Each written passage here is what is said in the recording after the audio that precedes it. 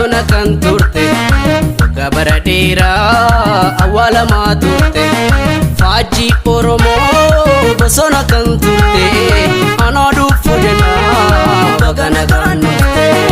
anaa dhufu jedhaa bagana gaanofte alaabaa Oromoo bosona kan turte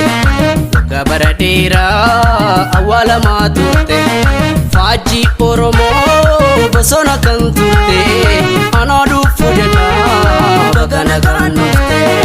anaa dhufu jedhaa bagana gaanofte.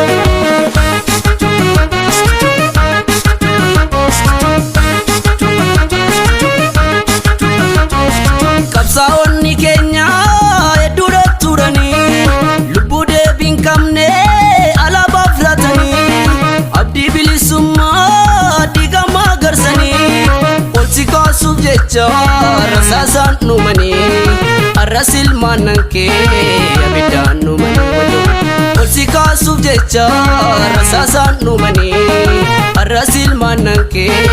abiddaan dhumanii utuwwan Oromoo waameen qabnisaa alaabaa Oromoo warreen ta'an aarsaa gootawwan Oromoo waameen qabnisaa faajjisaa bakkeenyaaf warreen ta'an aarsaa nadhii gammadaa fi alamuu qixxeessaa maammoo mazammirii beellemaa fattansaa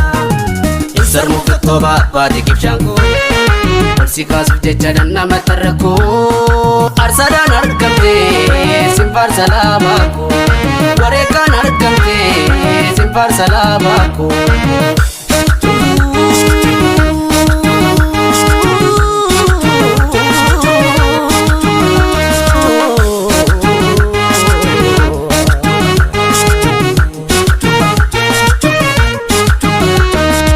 Alaabaa Oromoo bosona kan turte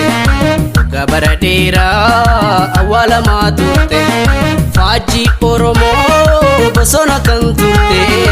anaa dhufu jedhaa bagana gaanofte anaa dhufu jedhaa bagana gaanofte alaabaa Oromoo bosona kan turte gabara dheeraa awwaalamaa turte faajjii Oromoo bosona kan turte anaa dhufu jedhaa bagana gaanofte anaa dhufu jedhaa bagana gaanofte.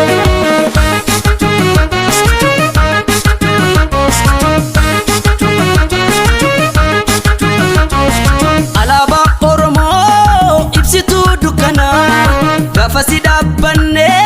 gabrummaa dhabaanaa hiree keenya baanaa dirqama fuudhannee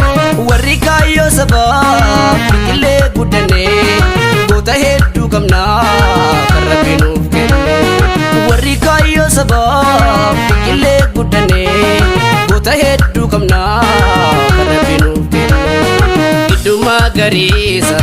waggaa lamaan diimtuu wirtuu nurji booda kan nurri kee beektuu giddummaa gariisa waggaa lamaan diimtuu wirtuu nurji booda kan nurri kee beektuu guddisa seembulee kan jaarraa baagadaa